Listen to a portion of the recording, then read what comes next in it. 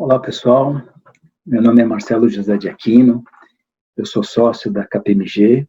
É uma honra estar aqui no Congresso Online Pensar Contabilidade. E eu espero que todos estejam bem e em segurança quando estiverem ouvindo esse vídeo. O meu papel aqui é falar um pouquinho para vocês sobre a experiência vivida ao longo dos últimos anos na utilização do EBITDA, na revisão desse cálculo do EBITDA, e o que a gente tem visto nas demonstrações contábeis do ponto de vista de cálculo e utilização do EBITDA.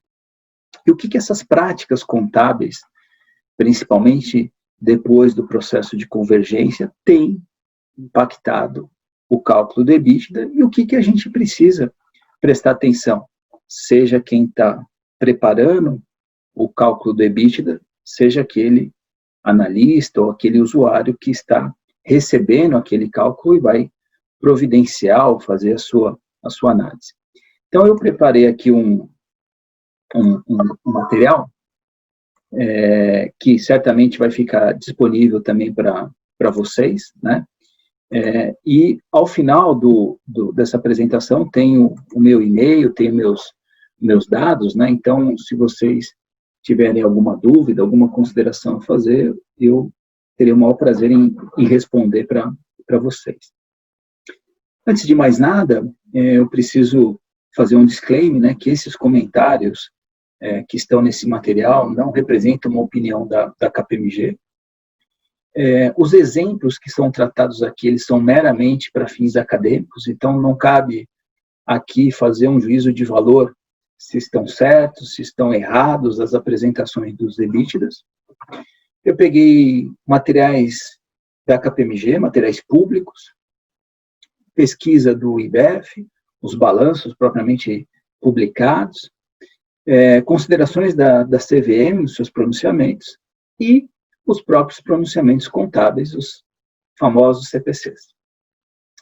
Antes de entrar no cálculo do EBITDA, propriamente dito, é sempre bom a gente lembrar do papel da contabilidade, né? A contabilidade tem um papel fundamental de reduzir a assimetria informacional entre as empresas e os interessados nas empresas, que são os stakeholders, né? Então, como é que a contabilidade reduz essa assimetria informacional na medida em que tem muita gente que está fora da empresa e não tem os dados? É por meio das demonstrações contábeis. Então, é por meio dessas demonstrações contábeis que fornecedores, clientes, reguladores, acionistas, analistas de mercado têm uma visão sobre a companhia que eles estão interessados ou que eles estão analisando por meio das demonstrações contábeis. Essas demonstrações contábeis, elas produzem uma série de indicadores financeiros, econômicos e operacionais, ou seja, a partir dessas demonstrações contábeis, são produzidos mais variáveis indicadores. Índice de liquidez, de alavancagem, de rentabilidade, de endividamento, enfim, tem uma série de índices econômicos e financeiros. Entre os diversos indicadores, um que tem sido largamente utilizado é o EBITDA, né? E o que é o EBITDA? O EBITDA nada mais é do que apurar qual foi o lucro daquela companhia que está sendo analisada, menos os juros, menos os impostos, menos a depreciação e amortização. Ou seja, o que se quer com EBITDA é calcular ou encontrar o potencial de geração bruta de caixa daquela companhia. Então, o EBITDA em inglês, Earning Before Interest, Tax, Depreciation e Amortization. E traduzindo isso para o português seria o LAGIDA, tá certo? Bom, por que então a gente precisa discutir sobre o tema do EBITDA, né? Porque ele tem sido utilizado em várias situações, Por exemplo, na análise de resultados, pelos investidores e analistas das empresas.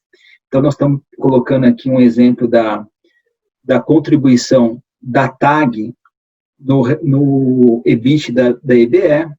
Nós estamos colocando aqui por que estão recomendando o investimento nas lojas americanas, porque está mostrando aí um crescimento em margem de EBITDA. Tem um exemplo aqui da Tupi, que encerrou 2019 com a maior receita e EBITDA da sua história. Está aqui o da Azul falando do endividamento dela comparado com o EBITDA. Então, veja, aqui são poucos exemplos que foram utilizados ou resgatados nos últimos tempos, ainda em 2020, sobre análise de EBITDA de algumas companhias. O EBITDA também é utilizado no cálculo de disciplinas financeiras. E o que são essas disciplinas financeiras? São regrinhas que são colocadas pelos bancos quando empresta dinheiro para as empresas. Ou seja, na hora que eu vou fazer um empréstimo ou um financiamento, o banco, com o objetivo de assegurar que vai receber aquele dinheiro de volta, coloca algumas disciplinas. Eu peguei aqui da Localiza, e isso também é público, está no site dela, você está dizendo o seguinte, olha, o banco que emprestou dinheiro, a sua dívida em relação ao EBITDA ajustado, e EBITDA ajustado nós vamos falar mais para frente, tem que ser menor do que 4. Ou seja, eu vou pegar a dívida líquida, dividir por o EBITDA, ele não pode ser superior a 4. Se porventura esse número for superior a 4, significa dizer que o banco pode exigir aquela dívida imediatamente. Então, aquele contrato de longo prazo, que foi feito para 2, 3 anos para ser pago, o banco vai poder exigir antecipadamente, porque você não cumpriu essa regrinha. Então, aqui no caso da Localiza, está falando o quê? Nos últimos 2 meses, ficou em 3,26 e 2017 ficou 2,92. Então, é o indicador do EBITDA sendo utilizado nas cláusulas financeiras. Também é utilizado para calcular o valor das empresas, né? Então, peguei aqui um exemplo, a Embraer, né, vale 6,9 vezes o EBITDA. E o múltiplo médio global é de 11 vezes. Então, o jornal foi lá e comparou empresas similares, pegou o EBITDA o múltiplo de EBITDA da Embraer e comparou com o mercado, claro, com empresas similares. E como que é esse múltiplo, né? Nada mais é do que o valor da empresa ou o equity value dividido por EBITDA. E aí eu chego nesse multiplicador. Também o EBITDA tem sido utilizado na determinação de meta dos executivos. Então, na hora de definir os bônus, né, a remuneração variável, as empresas colocam lá uma meta para atingir o EBITDA. Atingindo aquele EBITDA, obviamente, aquele executivo, aquele diretor vai ganhar mais por isso, né, ou vice-versa. Bom, se os analistas de mercado estão olhando, se os compradores, vendedores, os funcionários, né, os executivos utilizam isso, internamente, como tem sido feito isso nas empresas? Bom, foi feita uma pesquisa pelo IBF, né, Instituto Brasileiro de Executivos e Finanças.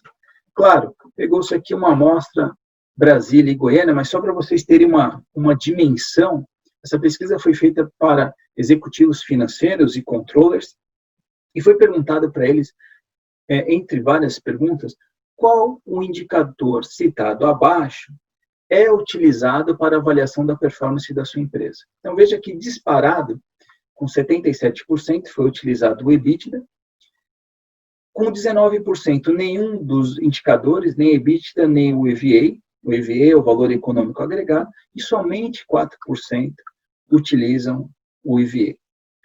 Claro, não dá para a gente expandir para o Brasil todo, mas eu ouso a dizer que uma boa parte, se não uma grande maioria, das empresas utilizam o EBITDA na hora de fazer a sua avaliação de performance.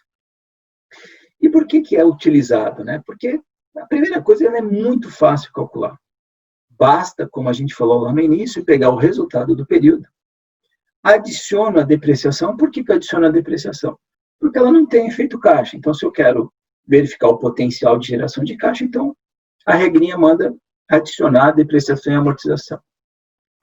Eu vou excluir o resultado financeiro, que pode ser positivo ou negativo, né? Então, estou tirando o efeito financeiro do que está lá no resultado e vou tirar também o efeito do imposto de renda e contribuição social, que pode ser positivo ou negativo. Via de regra, você tem uma despesa de imposto de renda e contribuição social, mas pode ser que naquele período a empresa teve prejuízos fiscais, gerou um crédito tributário e, portanto, tem que ser excluído do EBITDA. Então, o cálculo ele é muito simples e eu chego lá no EBITDA.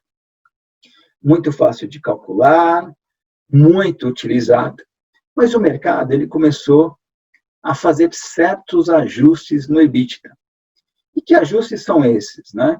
São aquelas despesas, principalmente despesas, que a empresa teve naquele ano, mas que ela está falando assim, olha, essa despesa foi algo específico, eu não vou ter mais lá na frente, foi só naquele ano.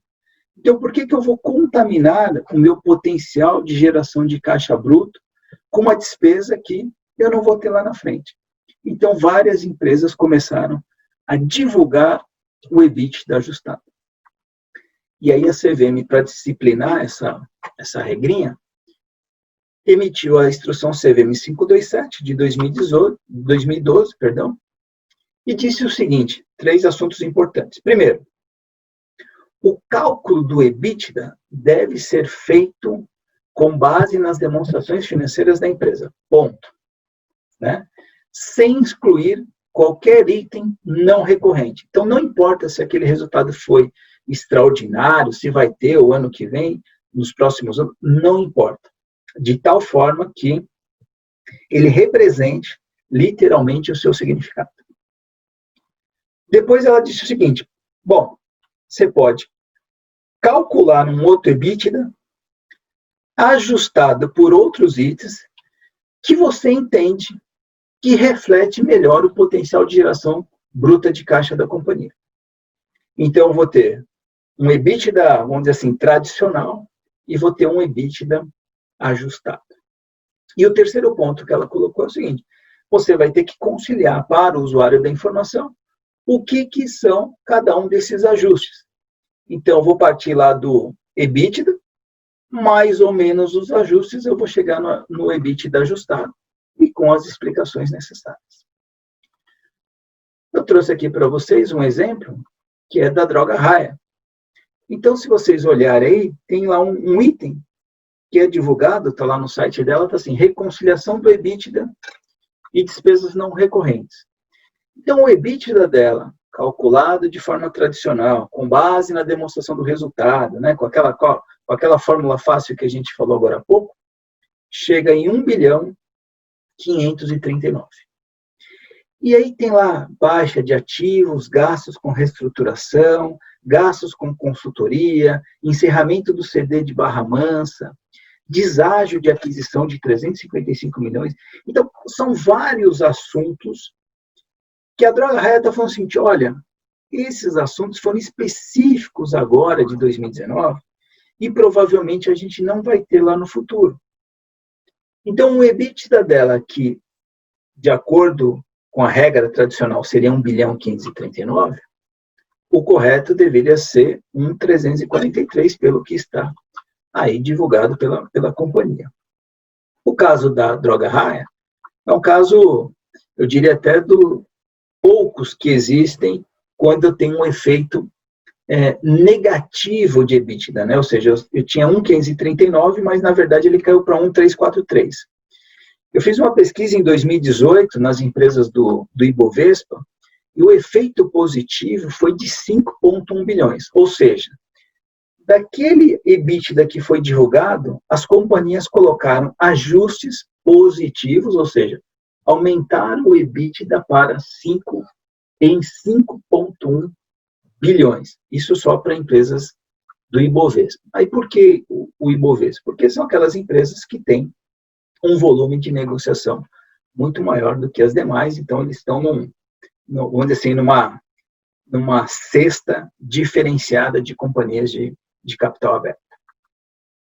Bom, além desses ajustes que devem ser observados, nós temos uma série de práticas contábeis, principalmente em função do processo de convergência, que geram alguma subjetividade e alguma interpretação de quem está fazendo ou de quem está analisando. Então, a gente precisa entender as práticas contábeis para que a gente calcule adequadamente.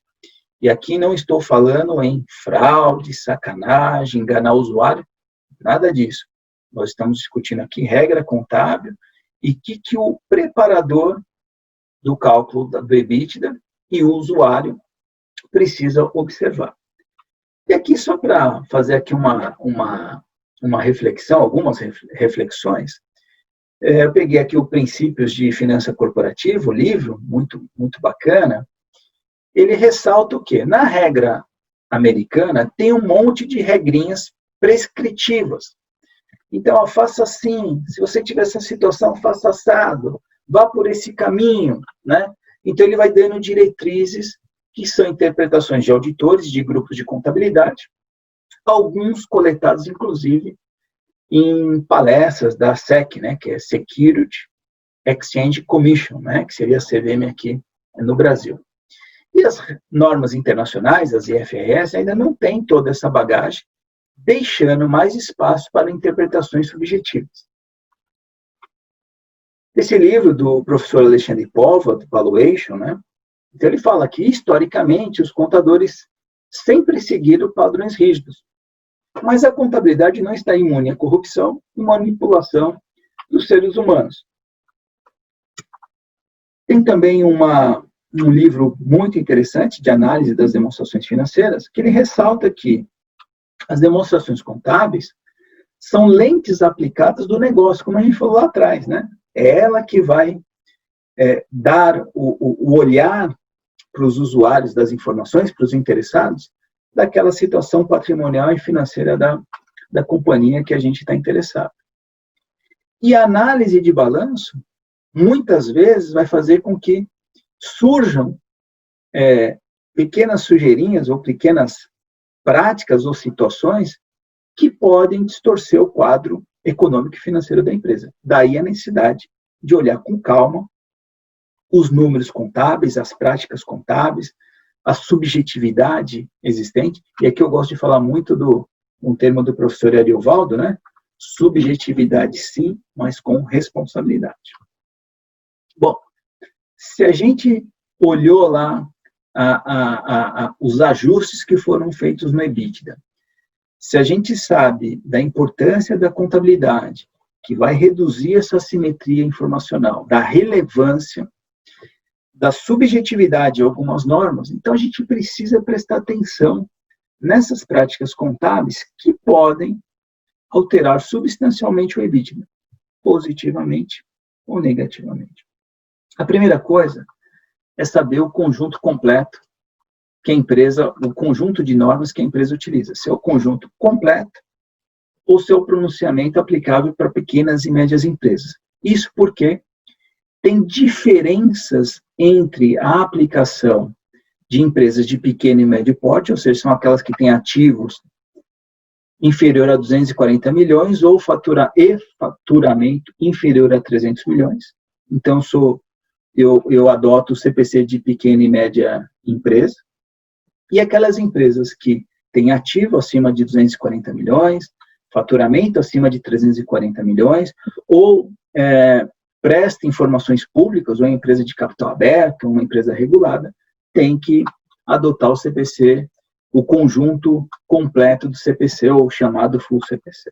Então, esse é o primeiro ponto. O segundo ponto são os arrendamentos, né? A norma sobre esse assunto, ela mudou em 2019, e todos aqueles aluguéis que eram reconhecidos como despesa de aluguel, eles passam a ser ativados com algumas exceções. Então, não tenho mais aquela separação entre arrendamento financeiro e arrendamento operacional.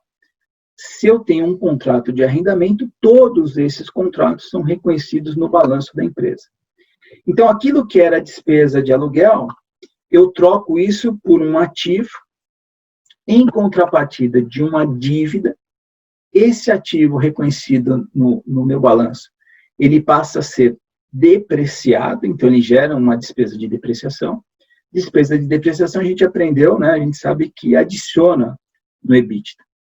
Essa dívida, ela é atualizada, gera uma atualização monetária, gera juros, e a gente sabe que juros e atualização monetária são adicionados na apuração do EBITDA, né? Que são despesas financeiras. Então, aquilo que era reconhecido como despesa operacional, agora eu tenho uma parte que está dividida em despesa de depreciação e despesa de juros e atualização monetária. E, além disso, nós temos situações onde a norma prevê que contratos de baixo valor, com ativos de baixo valor, não precisam ser reconhecidos, então é uma opção que a empresa faz, e contratos de curto prazo também não precisam ser reconhecidos. Ou seja, contratos com ativos de baixo valor e contratos de curto prazo continuam sendo reconhecidos como despesas de aluguel. Então, nós vamos ver aqui que nós vamos ter situações onde o modelo de negócio da empresa não teve nenhuma alteração, ela não mudou nada, mas de um ano para o outro, o EBITDA dela melhorou substancialmente. Então, a gente vai dar aqui um exemplo, por exemplo, das empresas de varejo. Então, primeira coisa, verificar se a empresa tem ou não contratos de arrendamento e qual é o tratamento que ela está dando. Um outro assunto que também traz bastante polêmica é o ajuste a valor presente. O que a norma diz?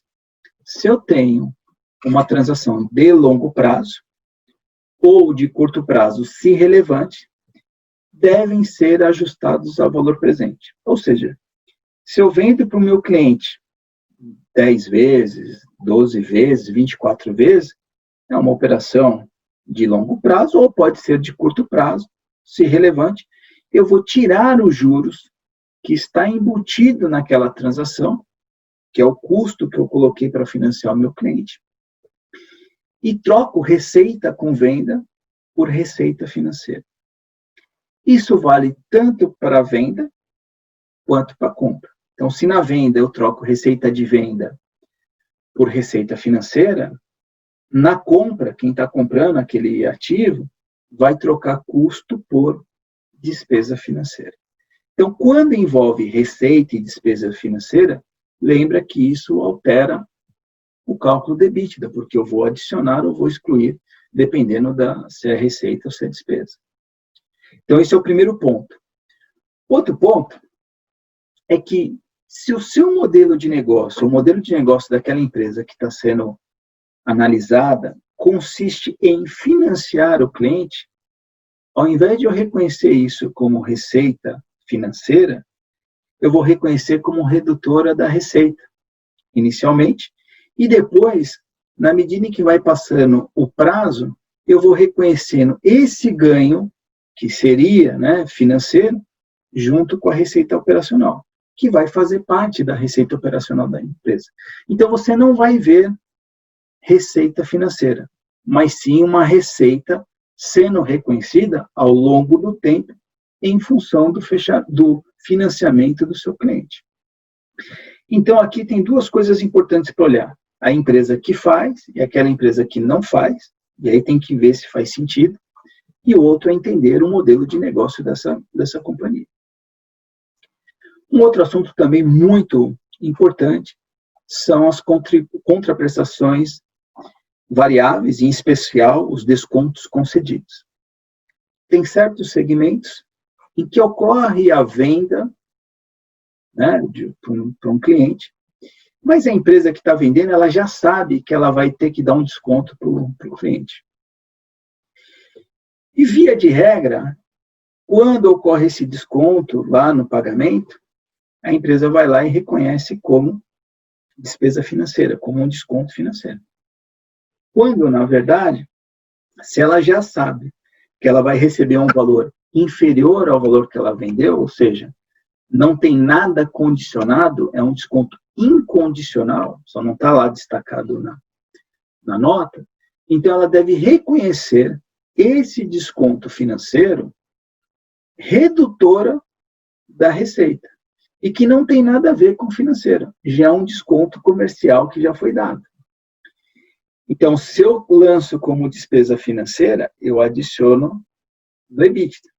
Se eu reduzo da receita, eu não tenho nenhum ajuste.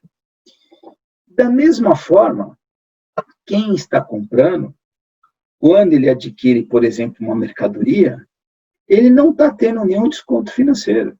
Ele tem uma redução do custo da mercadoria que ele está adquirindo, porque ele já sabe que, por exemplo, ele não vai pagar 100, ele vai pagar 80, porque 20 ele já combinou que tem um desconto com a companhia que vendeu para ele. Então, isso é mais um assunto também importante que altera o EBITDA.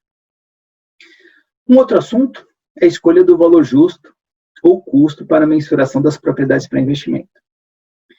E aqui é uma escolha contábil da companhia, mensurar pelo valor justo ou mensurar pelo valor de custo. O que é uma propriedade para investimento? É um edifício, uma edificação ou um terreno, cujo propósito é valorização do capital ou renda. Ou seja, eu vou deixar no meu balanço lá para valorizar o capital, ou eu vou alugar para ter uma renda. E a norma permite o seguinte, olha, se você escolher pelo custo, você mantém pelo custo de aquisição, menos a depreciação, mas divulga o valor justo na nota explicativa. Ou você opta pelo valor justo, sendo reconhecido nas demonstrações contábeis. Uma vez reconhecido nas demonstrações contábeis, você não tem mais despesa de depreciação. E deixa também divulgado nas notas explicativas as premissas que foram utilizadas. Então, o que acontece, né? Naquelas empresas onde é mensurado pelo valor de custo, eu só tenho a depreciação daquele ativo, eu não tenho a mais-valia do valor justo daqueles ativos, que é o potencial de geração de caixa daquela companhia, se ela não está alugando, ou seja, só existe para fins de valorização de capital. E essa informação, via de regra, deve estar lá na nota explicativa. Então, qual que é o importante aqui? Na hora que eu estou calculando, não esquecer de ler as notas explicativas e verificar qual é o valor justo do ativo que está sendo mencionado. Outro assunto que é comum, né, a gente verifica com muita frequência despesas bancárias, comissões, tarifas de cartão de crédito sendo reconhecido como despesa financeira. E, na verdade, isso daí é um serviço que o banco está prestando. O fato de vir de uma instituição financeira não quer dizer que seja uma despesa financeira. Então, um bom exemplo é a tarifa de cartão de crédito. Tarifa de cartão de crédito nada mais é do que uma intermediação entre o vendedor e o comprador, que vai pagar lá com cartão de crédito. Não tem nada de receita nem despesa financeira. A despesa, sim, é cobrada por uma instituição financeira. Ponto. Outras situações que a gente vê com bastante frequência é o IOF reconhecido como despesa financeira. O fato do imposto ser decorrente de uma transação financeira não quer dizer que ele deva ser reconhecido como despesa financeira. E, novamente, aqui afeta o valor do EBITDA. Um outro exemplo é a capitalização de custos de empréstimo para a construção de ativos qualificáveis para venda. O que é um ativo qualificável? É aquele ativo que demanda um tempo substancial para ficar pronto. Claro que a norma não define o que é tempo substancial para ficar pronto. Mas, normalmente, né, você vai construir um prédio, vai construir a nova sede, um equipamento, né, elevadores, vai construir um avião, um navio. A empresa pega esse dinheiro emprestado dos bancos e vai ter um custo para construir esse ativo, para colocar ele em funcionamento ou em venda. Esse custo de empréstimo, ele é capitalizado ao valor do custo do ativo. Então, observe, se eu estou construindo uma nova sede ou um ativo imobilizado, essa despesa financeira, que a empresa tem direito para fins tributários, né, e que o banco está cobrando, ela vai ser capitalizada lá no ativo e vai ser amortizada ao longo de X anos, de acordo com a vida útil do ativo. E aí, obviamente, você vai reconhecer como uma despesa e vai adicionar na apuração do lucro real. Então, aquela despesa que você teria direito, normalmente, a adicionar na apuração do EBITDA, né? Se ele for lá para o imobilizado, ele vai virar uma depreciação.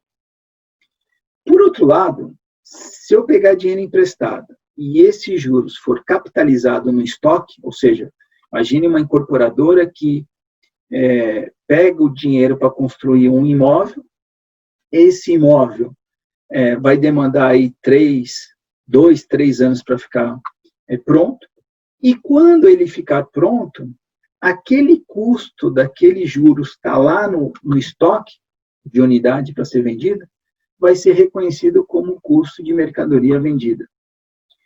E aí, observe que, diferente do imobilizado, esse custo ele não é ajustado no EBITDA. Certo? Um outro assunto que a gente vê com frequência também são os tratamentos dos instrumentos financeiros derivativos. Claro que o tempo aqui não permite entrar no detalhe dos derivativos, mas tem muitas empresas que se utilizam dos instrumentos financeiros derivativos com o objetivo de se proteger de dívida, de preço de oscilações de ativos, né, de preços de commodities, né? Então, você imagina, né, eu quero travar o preço da soja, né, em X valor, né? Se eventualmente o valor aumentar ou diminuir, eu tenho um instrumento derivativo que vai me proteger dessa oscilação. Então, eu travo lá o valor e esse derivativo vai fazer com que eu pague aquele valor que eu planejei, aquele valor que eu estabeleci. Então, o custo da mercadoria, né, ele pode aumentar ou diminuir, mas eu tenho alguém que está pagando a diferença, que é a contraparte. Normalmente, né, esses derivativos eles são reconhecidos como ou uma receita financeira ou uma despesa financeira, ou seja, a variação desse derivativo ou é receita financeira ou despesa financeira. Ora, se eu estou me protegendo do preço daquele ativo, via de regra, eu poderia lançar isso contra o custo da mercadoria, que isso é permitido também. Então, esse efeito, ele traz para certas empresas um efeito bastante significativo, né, na hora que eu vou calcular o EBIT. Então, você imagina, eu posso ter uma empresa que tem uma margem muito grande, mas em função do preço daquela soja, ela teve uma despesa financeira significativa no ano, enfim, no período. E aí, esse efeito do resultado financeiro dessa despesa é adicionado para o cálculo do EBITDA. Entretanto, se ela lançasse lá no custo da mercadoria, não teria nenhum tipo de ajuste no EBITDA. Então, é mais um item para tomar cuidado. Não tem nada de errado, mas para um bom analista é importante ele conhecer isso. O outro assunto é o valor justo de ativos biológicos. Tem situações, dependendo do ativo biológico, né? O que é um ativo biológico? Né? Que sofre transformações biológicas ao longo de um período, né? Então, tem situações em que o ativo biológico ele é mensurado a valor justo somente quando ele tem uma mudança significativa, né? Então, quando você está próximo da colheita, é que você tem possibilidade de calcular o valor justo daquele ativo. Então, tem muitas empresas do agronegócio que não têm o valor justo do ativo biológico ao longo do período. Então, às vezes, por exemplo, você está lá em 31 de dezembro, mas a safra, enfim, a colheita daquela empresa, o abate, enfim, vai ocorrer no fevereiro, março, por exemplo. E aquele ativo não está mensurado ao valor justo. Então, o EBITDA não capturou aquelas informações relacionadas ao valor justo do ativo. E aí, então, a gente precisa entender, né, na hora que a gente está calculando, será que o ativo foi mensurado a valor justo em que período, né, para que eu possa capturar o momento adequado. Um outro assunto também são as despesas antecipadas versus intangível. Algumas despesas antes da adoção do CPC 47 eram reconhecidas como ativo intangível, que seria aqueles direitos de uso, né? Então, você pagava algum valor para ter direito à exploração de alguma coisa, de alguma loja, de alguma marca, e, posteriormente, foi se verificado que deveria ser reconhecido como despesa antecipada. Então, ativo intangível, ele gera uma amortização que é adicionada no EBITDA. E despesa antecipada, a amortização dela vai ser operacional. Então, não tem nenhum tipo de ajuste no EBITDA. E, por fim, compra financiada, né, que seria aquelas operações de forfeit, risco sacado, onde eu tenho transações entre o comprador, o fornecedor e tem um banco, que vai ajudar a alongar o perfil do pagamento lá do fornecedor. E o banco, ao alongar esse perfil da dívida, né, dos pagamentos para o fornecedor, significa dizer que o banco vai cobrar aí uma taxa de juros, né? E ao cobrar essa taxa de juros, eu deveria trazer essa dívida aí a valor presente e teria também um efeito no cálculo dos juros, tanto para quem empresta quanto para quem está pegando o dinheiro ou vai prolongar o pagamento do fornecedor.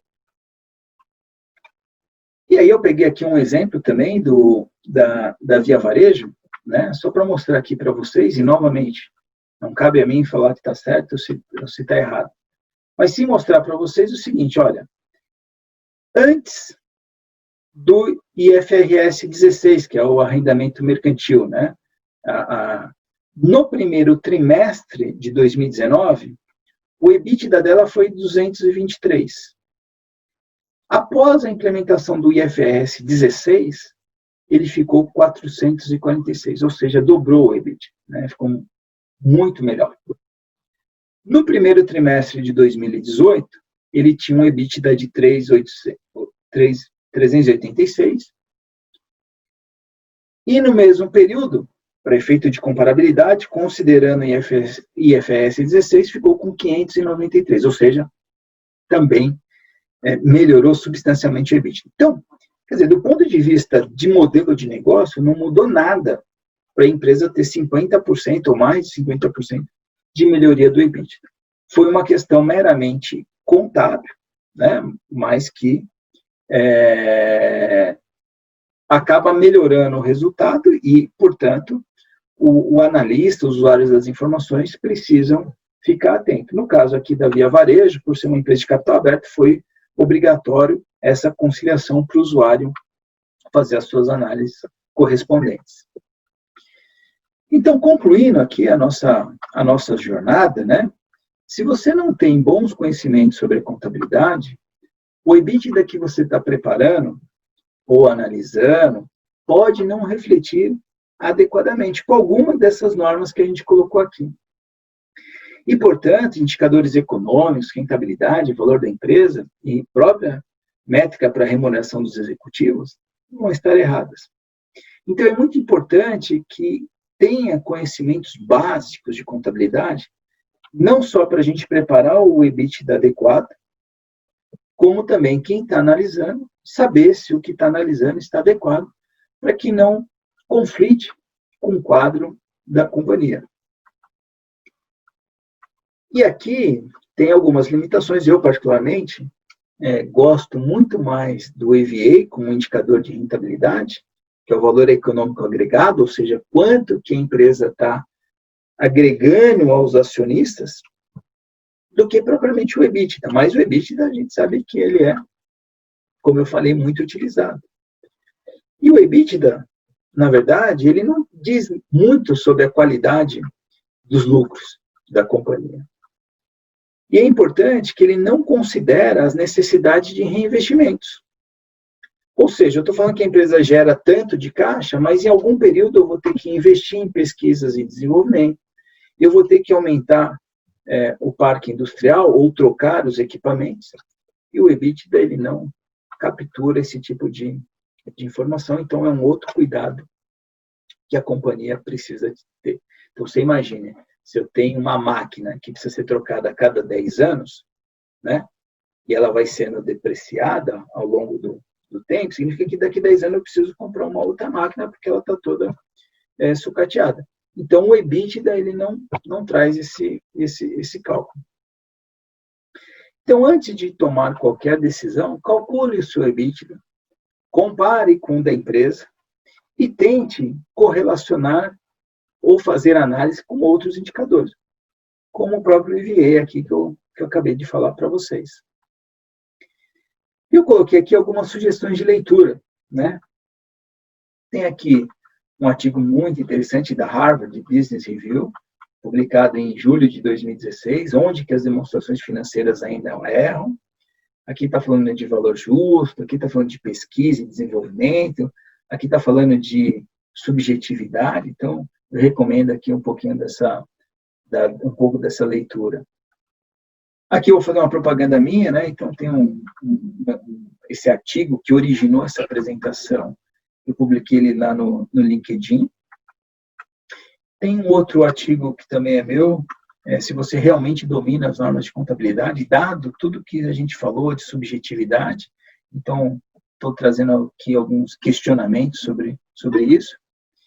E fica os meus dados aqui, meu e-mail, de vez em quando lá eu posto alguma coisa no LinkedIn, no Instagram, então vocês fiquem à vontade para me mandar um e-mail.